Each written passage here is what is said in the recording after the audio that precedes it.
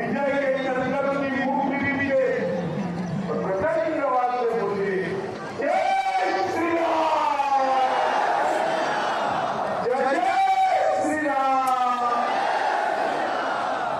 मंच पर उपस्थित श्रीमान संजीव बालियान जी, सुरेश खन्ना जी, स्वतंत्र देव जी, अमरपाल मौर्य जी, रामपाल सिंह जी, आदित्य सिंह जी, दयाल शंकर सिंह जी, जसवंत शैली जी, राम शरण जी, बबूलाल मोहन जी, डॉक्टर महेंद्र सिंह जी, नंदन लीलाधर जी, अनिल कुमार मौर्य जी, भूपेन्द्र चौबे जी, विनीत जी, सुशील त्रिपाठी जी, रामविलास दुबे जी, अनिल सिंह जी, अमरेश पटेल जी और आज सबका नाम ले लो। जिनको जानने के लिए मैं यहाँ आया हूँ, ऐसे हमारे सोनभद्र के प्रत्याशी बहन रिंकी कौली को चलाने वाले रिंकी जी के लिए और उनके उपचुनाव के प्रत्याशी श्रवण भाव जी के लिए जोर से ताली बजाइए आप। भाइयों बहनों, सबसे पहले मैं माधवी निवासी को प्रणाम कर मेरी बात की शुरुआत करता हूं। यह देख करो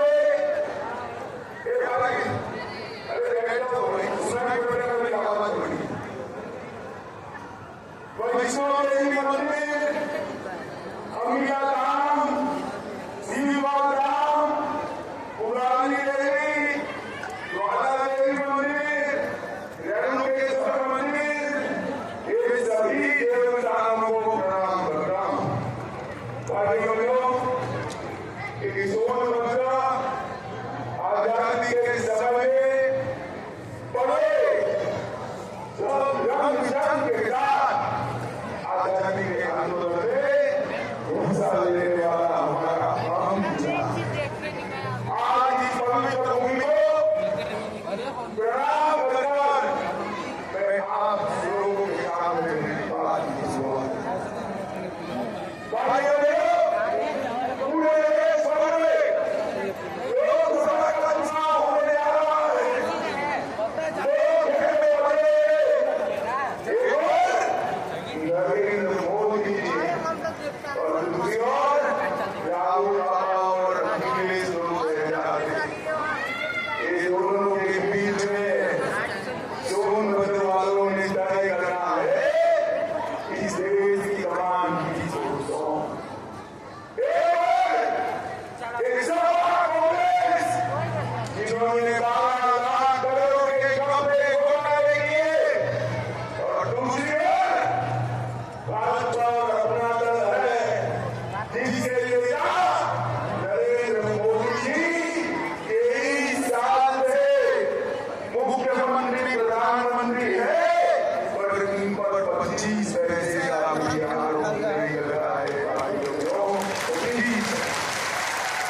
12 लाख करोड़ देश के गरीब आदिवासी, पिछड़ा समाज, दलित के डकार परिवार ये चुनाव लड़ने निकले और नरेंद्र मोदी जी देश के 7 करोड़ गरीबों को घर, बिजली, शौचालय, गैस सिलेंडर, 5 किलो मुफ्त अनाज, 5 लाख की दवाइयां, ये सारा देकर चुनाव में आपका आशीर्वाद मांगने के लिए आए।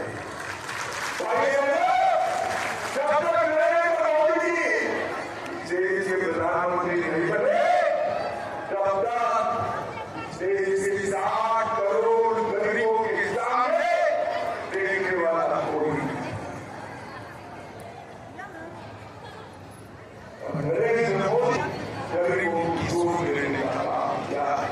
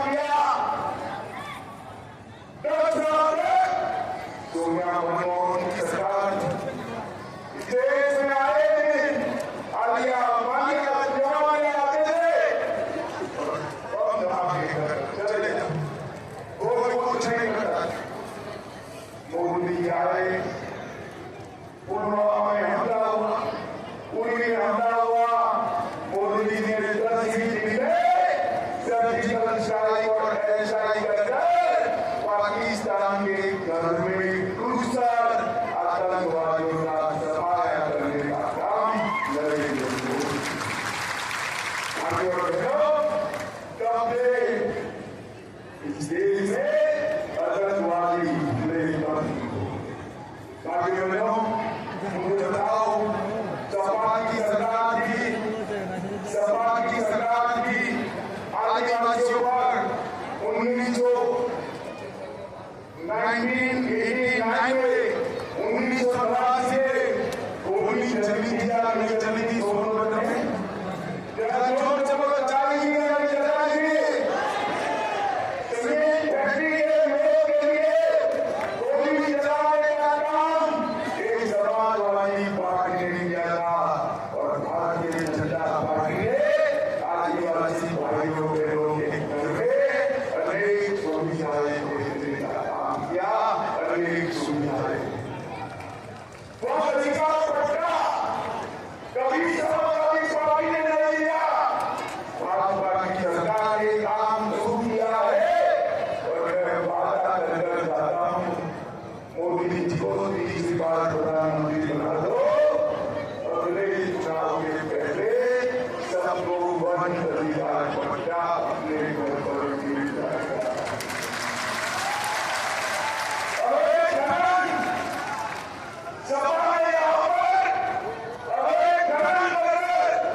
आदिवासियों का हक छीनने का काम किया और मोदी जी ने डिस्ट्रिक्ट मिनरल फंड बनाया।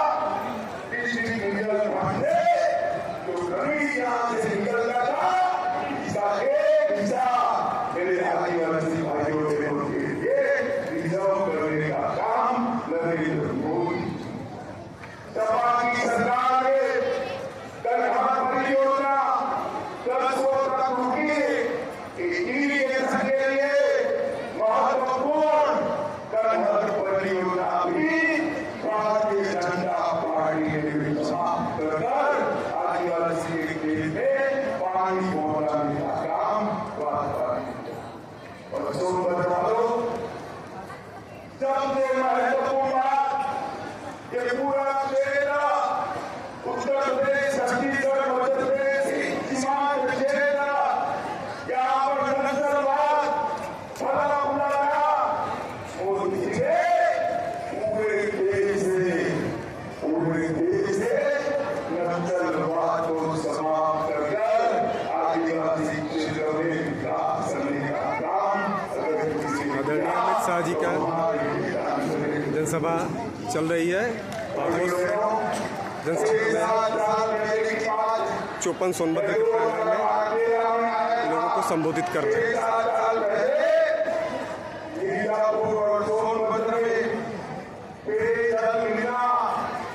पानी पीना बड़ा चक्कर था, डरा लेकर माता मेरी दूर दूर कर जाती थी।